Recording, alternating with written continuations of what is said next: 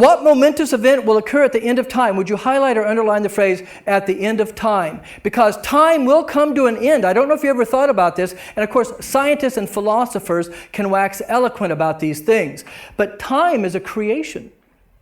Before God created, there's only eternity. The moment He creates, that's also the beginning of space and time. In the what? Beginning, which means the beginning of time. And time's going to come to an end. Because I'm going to show you tonight that He's going to destroy this whole universe and create a new one. So at the end of time, the world's going to come to an end, time's going to come to an end, the universe is going to come to an end. What will happen? Well, Jesus is coming back. Acts 1:11 in our first Bible passage says, this Jesus, this is an angel talking to the apostles. This Jesus, who is taken up from you into heaven, will come back in the same way you saw Him go into heaven. Now we can look up tons of passages. We're going to see a few others. But all throughout the New Testament, it says that Jesus is coming again. Now here, what would be the point of being a Christian if Jesus isn't coming again? Somebody explain that to me?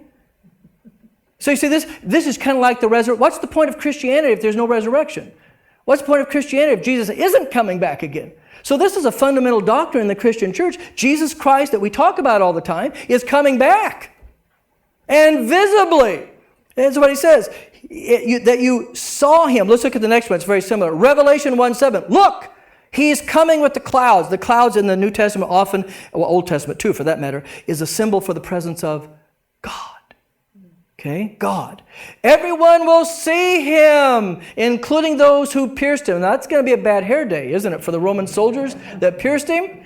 Yeah. Everyone will see Him. There's no secret coming of Jesus. We'll talk about that next week when we talk about the rapture and all that stuff. There is no secret coming of Jesus. You hear anybody talk about a secret coming of Jesus, just switch the channel or walk out of the church. There is no secret coming of Jesus. Everybody will see Him. There won't be like, gee, Fred, I heard a rumor last week that Jesus was in New York. Did you hear that? No. Nobody's going to miss this. Nobody's going to miss this. Okay, Matthew 25:31. This is Jesus Himself speaking. And this is towards the end of a parable that He's talking about. When the Son of Man comes in His what? Glory. His glory. Oh, I don't have my light out, but let me hold up my plastic orange light.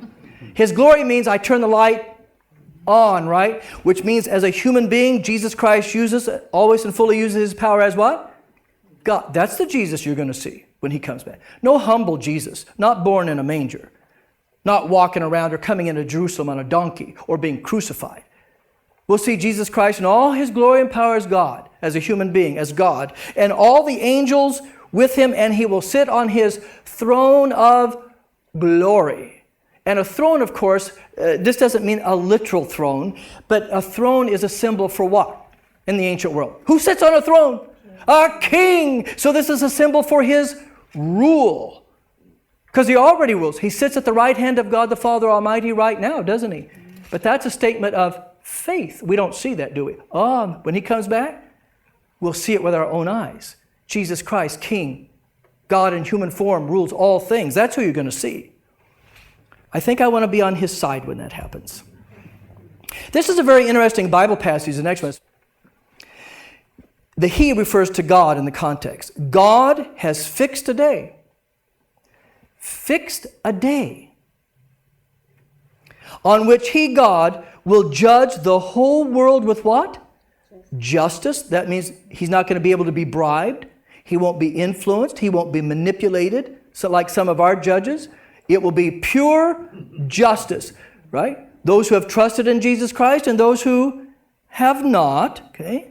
By a man He has chosen. And the man, of course, is Jesus. Jesus Christ will judge the world. And of course, He can do that because He's God in human form. Every human being will stand not just before God, but before Jesus on the judgment day. Now, of course, if these things aren't true, it doesn't matter, does it? But boy, if these things are true, and of course we believe they are, this is profound, important things. As a matter of fact, it fits in with my sermon that I'm working on right now for Sunday, because it talks about, my sermon is going to talk about telling as many people about Jesus as possible. Because on the day of the judgment, if somebody's on the wrong side, they're going to say, why didn't you tell me? Why didn't you tell me? Now, a fixed day. I always joke about this. A fixed day would be and don't walk out and say that I told you when Jesus is coming back. This is just an illustration. But for example, if the fixed day is October 31st, now why would I pick that day? Halloween. No, not Halloween. All Saints. All Saints. All Saints. What else? Martin Luther posted his 95 Theses. 1517, October 31st. You're right, but you were close. Okay, October 31st, 2065 at 10 o'clock in the morning. If that's the fixed day, that's the end of the world. So God's not going, well, what do you think? Give him a little bit more time? Yeah, we'll give him a little bit more time. According to this Bible passage, and of course it makes sense from God's standpoint because he knows what? All things. The day's fixed. Now whether that could be the next 5 minutes, could be another 1,200 years. I have no idea, which we're going to see. But it's fixed. And when that time comes, that's it. Okay, Mark 13:32. Jesus says, no one knows when that day or hour will be. And would you highlight that, please? No one knows. So if you ever hear a TV preacher or anybody else, or even if a Lutheran, which he shouldn't be doing it, tells you he knows when Jesus is coming back, change the channel or leave the church. Because Jesus himself says what? No one knows. No one knows. So you're dealing with a false prophet, which doesn't seem to stop him. There's been several churches and individuals who have predicted the coming of Christ more than once and been wrong, but they just keep what? Predicting like you won't catch on. Mm-hmm. Yes, Clarence. It says heaven will pass away with a loud noise and the elements. I'm not there yet. Hang on. I'm not to that passage yet. You're ahead of me. I'm going to get there. Just bear with me. I'm going to get there. I'm going to explain it. Then if I don't do it, you can ask me. What I want to stay with is no one knows when this is going to be. Which means we're not going to look up all the passages. If you don't know when he's coming, you have to be what? All the time. And you're ready all the time. As your faith is in him, and you remember your baptism, all the promises, walk daily in repentance, seeking God's forgiveness in Jesus Christ every day, you're ready. Whether you're watching a ball game or you're watching TV, or doesn't matter, driving your car, you'll be ready.